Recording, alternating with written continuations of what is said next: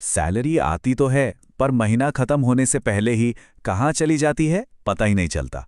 अगर ये बात जानी पहचानी लग रही है तो यकीन मानिए, ये सिर्फ एक इंसान की कहानी नहीं है।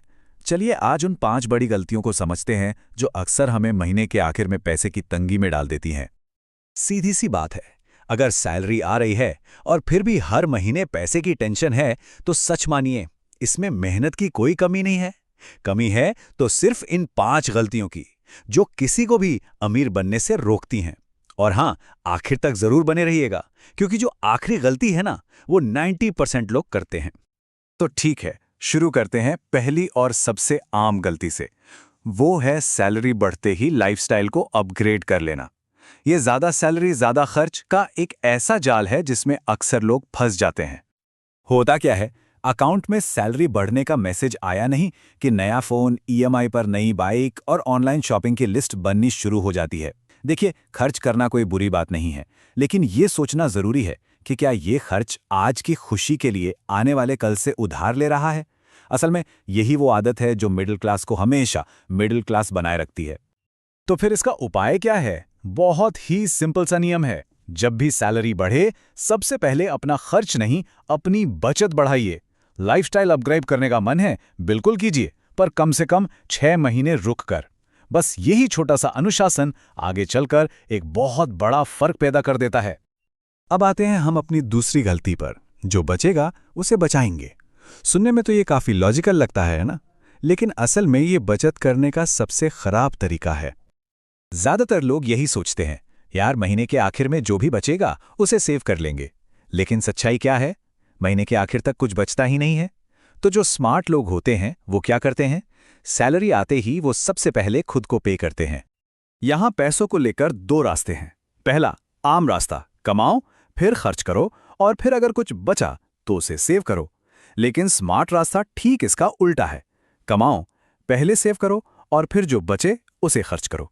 बस इस एक छोटे से बदलाव से ही पूरी फाइनेंशियल लाइफ में जमीन आसमान का अंतर आ सकता है। गलती नंबर 3, जिंदगी की इमरजेंसी को नजरअंदाज करना। पता है, सैलरी वाली नौकरी ना अक्सर एक सुरक्षा का झूठा एहसास देती है, जिससे लोग अचानक आने वाली मुश्किलों के लिए कोई तैयारी ही नहीं करते। नौकरी छूटना या कोई मेडिकल इमरजेंसी, ये सब कभी बताकर नहीं आते। और जब ऐसा होता है तो बिना किसी इमरजेंसी फंड के क्रेडिट कार्ड का कर्ज, पर्सनल लोन और स्ट्रेस का एक ऐसा चक्कर शुरू हो जाता है जिससे निकलना बहुत मुश्किल होता है। तो ये मानने की गलती तो बिल्कुल ना करें कि नौकरी पूरी तरह से सेफ है। इसका एक ही समाधान है, एक इमरजेंसी फंड बनाना। इस पैसे को एक अलग सेविंग्स अकाउंट या किसी लिक्विड फंड में रखिए। मतलब ऐसी जगह जहां ये सेफ भी रहें और जरूरत पड़ने पर तुरंत निकाला भी जा सके। अब सवाल ये है कि ये फंड कितना बड़ा होना चाहिए। देखिए, एक सीधा सा नियम है कि इसमें कम से कम 6 महीने के जरूरी खर्चों के बराबर पैसा होना चाहिए।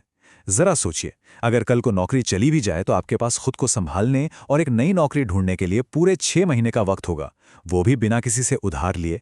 ये आपका सबसे बड़ा फाइनेंशियल सेफ्टी नेट है। चलिए, अब चौथी गलती पर चलते हैं, जो है क्रेडिट कार्ड और ईएमआई का जाल। ये सुविधा कब एक पिंजरे में बदल जाती है पता ही नहीं चलता।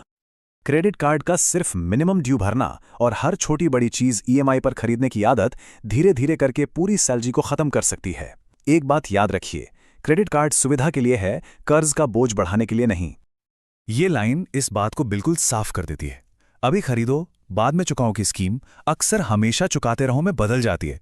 ये एक ऐसा जाल है जिससे बाहर निकलना बहुत मुश्किल हो सकता है। तो स्मार्ट तरीका क्या है?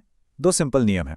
पहला, ईएमआई का इस्तेमाल सिर्फ उन चीजों के लिए करें जिनकी कीमत समय के साथ बढ़े, जैसे कि घर। और दूसरा, क्रेडिट कार्ड को कैश की तरह इस्तेमाल करें, मतलब उतना ही खर्च करें जितना पैसा आपके पास असल में है।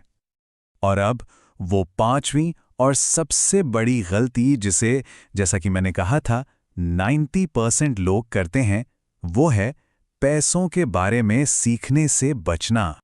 सबसे आम बहाना क्या होता है? अरे यार, मुझे ये फाइनेंस समझ नहीं आता। लेकिन सच्चाई ये है कि पैसा उसी के पास रहता है जो पैसे को समझता है। ये मानना कि इन्वेस्टिंग तो जुआ है या सिर्फ एफडी ही सबसे सेफ है, ये सोच आपको फाइनेंशियली बहुत पीछे रख सकती है।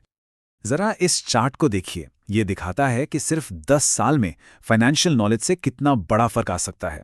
एक तरफ है सेविंग्स अकाउंट की धीमी चाल और दूसरी तरफ है एक बेसिक एसआईपी की पावर, जिससे कहीं ज्यादा ग्रोथ मिल सकती है। असल में फाइनेंशियल नॉलेज न होना एक बहुत बड़ी कीमत है जो हम अनजाने में चुकाते रहते हैं। आपको कोई फाइनेंस एक्सपर्ट बनने की जरूरत नहीं है। हफ्ते में सिर्फ 30 मिनट भी अगर पैसों के बारे में कुछ नया सीखने में लगा दिए जाएं, तो ये आपकी पूरी जिंदगी बदल सकता है। ये एक छोटी सी आदत है जिसका रिटर्न जबरदस्त है। हर सैलरी वाले इंसान को कुछ बेसिक चीजें तो जरूर पता होनी चाहिए, जैसे कि एसआईपी क्या होती है, म्यूचुअल फंड्स कैसे काम करते हैं और टैक्स प्लानिंग कैसे की जाती है ताकि मेहनत की कमाई का ज्यादा से ज्यादा हिस्सा बचाया जा सके। यही ज्ञान पैसे को बेहतर ढंग से संभालने की पहली सीढ़ी है। अंत में सबसे जरूरी बात, सैलरी किसी को अमीर नहीं बनाती, पैसों का अनुशासन बनाता है। आपकी इनकम कितनी है ये उतना जरूरी नहीं है जितना ये कि आप उस इनकम को मैनेज कैसे करते हैं। अगर आज से ही इन 5 गलतियों को करना बंद कर दिया जाए तो यकीन मानिए आने वाले 5 साल आपकी जिंदगी को पूरी तरह से बदल सकते हैं। और ये बदलाव कहीं और से नहीं, आज से ही शुरू होता है। अब एक सवाल खुद से पूछिए, इन 5 गलतियों में से वो कौन सी एक गलती है जिसे सबसे पहले ठीक किया जा सकता है?